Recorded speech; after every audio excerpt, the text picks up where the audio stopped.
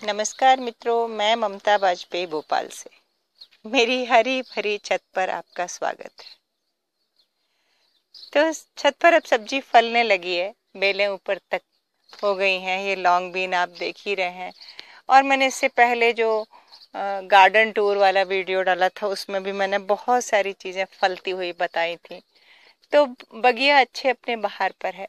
तो सब्जियों के अलावा बगीचे में हमेशा कुछ पौधे ऑर्नामेंटल भी होना चाहिए, जो कि मेरे रखे भी हैं, नीचे आपको दिख रहे हैं।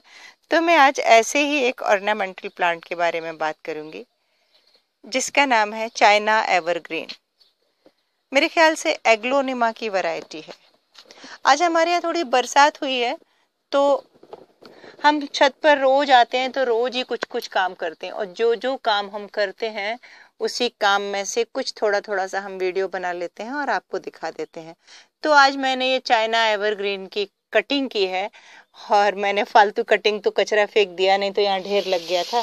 बाकी ये कुछ कटिंग मैंने रख ली हैं।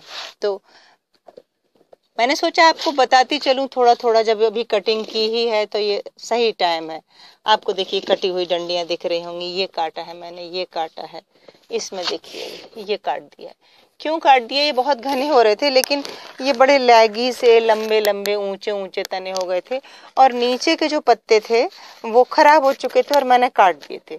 और एक और क्या गलती हुई कि गर्मी में, ये टोटली इंडोर प्लांट है, ये महीना भर भी अंदर रह जाता है, तो इसको कुछ नहीं होता। और जो नए हैं, बिगनर्स हैं, मैं उनको कहती हूँ कि ये ज़रूर लगाना चाहिए चाइना एवरग्रीन। इतनी हरियाली, इतनी खूबसूरती देता है आपके घर को। मेरे पास 5-6 गमले हैं, कुछ नीचे ड्राइंग रूम में रखे हैं, कुछ यहाँ हैं।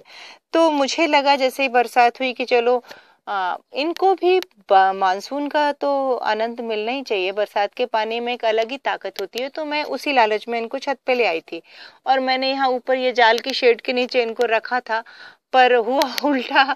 उसके बाद हमारे यहाँ पानी बंद हो गया और ये झुलस गए बुरी तरह। तो मुझे फिर इनकी पत्तियां काटनी पड़ी। देखिए टॉप की पत्तियां भी आपको दिखेंगी, सब झुलसी हुई, पीली पीली हो गई।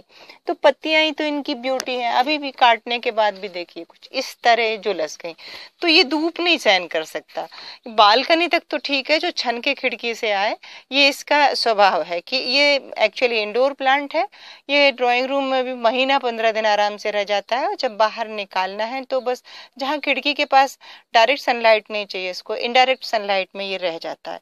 इसकी मिट्टी की बात करें तो इसमें बस बिल्कुल केयर नहीं चाहिए। मैं कोई खाद नहीं डालती कभी। एक बार जब मिट्टी बनाती हूँ तो मैं इसमें कम से कम तो 40% रेत मिलाती हूँ। बाकी थोड़ी सी खाद, थोड़ी सी क्यारी की जो मिट्टी है उसमें खाद तो रहती है। बाकी आप किसी भी मिट्टी में लगा देंगे तो लग जाएगा, ये मरता नहीं है। कोई केयर नहीं चाहिए इसको। अगर सैंड रहती है तो ठीक रहता है। सैंड में बहुत जल्दी ये घना हो जाता है और भी अंकुर निकल आते हैं। और इसका प्रोपोगेशन भी जो है ना, नीचे से साइड से एक लगा हुआ बहुत सारे अंकुर निकलते रहते हैं, जो मेरे गमलों में दिख ही रहे हैं। पर आज मैं एक तरीका और बताऊंगी। ये इसकी जो डंठल है, देखिए ये इनमें ये आंखें दिख रही हैं। एक ये है, एक ये है, दूसरे में भी दिखाऊं आपको। ये देखिए ये है, ये है। ये जो चक्र से बने, लाइन से बनी है, हर लाइन पे कहीं ना कहीं एक आंख है। देखिए ये है। तो इसी आंख से अगर हम इसको इसी गमले में इस तरह गड़ा दें और थोड़ी सी रेत डाल दें, रेत से ढक दें, तो बस इसमें से जितनी ही आंखें हैं उतने ही अंकुर फूट आएंगे। मुझे तो अभी चाहिए नहीं, क्योंकि ये ढेर सारे हो गए हैं और मैं हर साल लालच में बना लेती हूँ, फिर वो सारे गमले एंगेज हो जाते हैं और बहुत गमले ही गमले हो गए, उतना संभालना मुश्किल होता है। इसकी और भी 2-3 वैरायटी आती हैं जो अलग अलग कलर आते हैं। बाकी ये देखिए मैंने इसकी कटिंग काट के रख ली है, कोई ज़रूरतमंद होगा तो उसको दे दूंगी।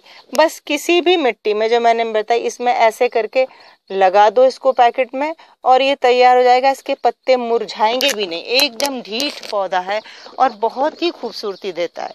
देखिए इसमें थोड़े से शेड का अंतर है। एक और मेरे पास है, मेरे ख्याल से ये एग्लोनिमा की प्रजाति का ही है, और 2-4 शेड के और प्रिंट के अंतर इसमें आते हैं और सभी इसी तरह लगते हैं।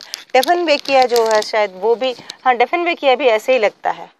उसमें भी ऐसे ही तना होता है, अगर तना ऊंचा हो जाए तो काट देना चाहिए। तो आज मैंने तो अपने सारे गमलों की कटिंग कर दी है और मैं इनमें अब थोड़ा थोड़ा खाद भर दूंगी तो ये फिर से घने हो जाएंगे। और ये जो कटिंग है ये मैं किसी एक उसमें लगा दूंगी ताकि कभी कोई मांगेगा तो, या कभी मेरे यहाँ कोई गमला खाली बचा तो मैं खुद भी लगा सकती।